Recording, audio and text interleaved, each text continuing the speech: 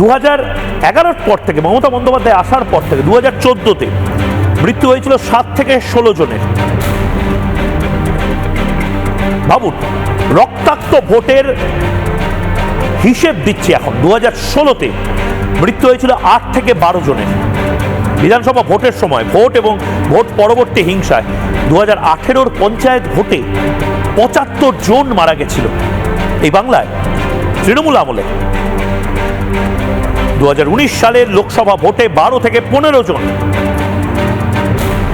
মমতা বন্দ্যোপাধ্যায়ের জন্য হয়েছে। 2021 সালে বিধানসভা ভোটে 17 জন।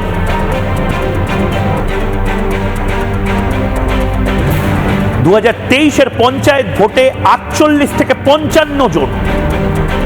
2021-এর পর থেকে ভোট পরবর্তী হিংসাতেই প্রায় 100 জন মারা গেছিল।